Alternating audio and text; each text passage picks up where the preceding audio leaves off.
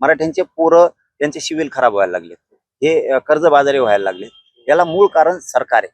म्हणून सारथीपासून तर अण्णासाहेब पाटील विकास महामंडळापर्यंत आणि तिथपासून ते हैदराबादचा JR निघालाय, ते कुणबी प्रमाणपत्र वाटप करण्यापर्यंत त्यांनी अंमलबजावणी केली, ठीक, पण कुणबी प्रमाणपत्र वाटप होत नाहीत. त्याबद्दल आता पोरं जूनमध्ये ऍडमिशन आहे पोरांचे मराठ्यांचे, मग त्यांचे कुणबी प्रमाणपत्र द्यायचे, व्हॅलिडिटी द्यायच्यात, हे सरकार जाणून बुजून देत नाही. सातारा संस्थांचं गॅजेटियर का निघत नाही?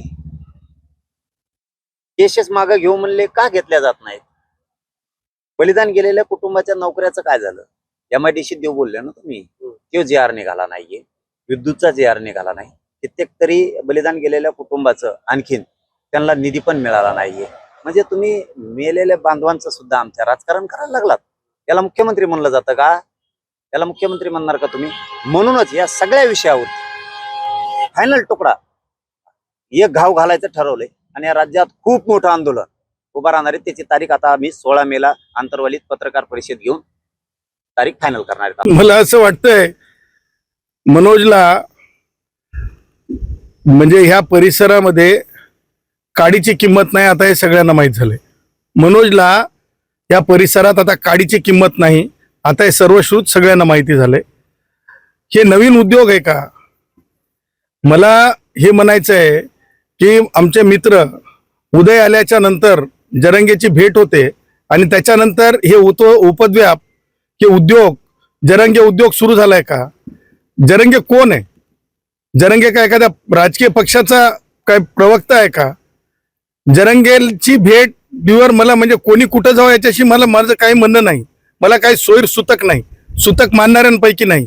लोकशाही प्रगल्भ असावी, भेटी व्हाव्यात.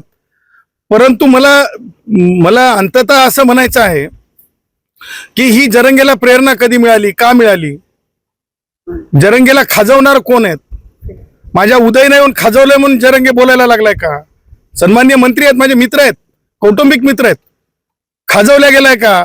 आणि मला हे म्हणायचं आहे की प्रत्येकानं जरंगे असेल किंवा कोणी असेल आपल्या अवकातीत बोललं पाहिजे, आपल्या अवकातीत बोललं पाहिजे, अवकात सोडून बोललं नाही पाहिजे.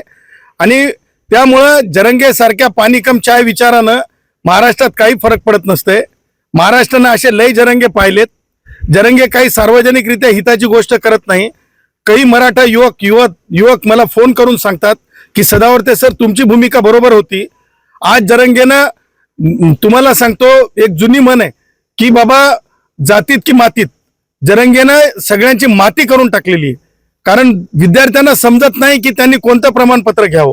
ह्या सगळ्या गोष्टी व्यक्ती स्वार्थाच्या आहेत.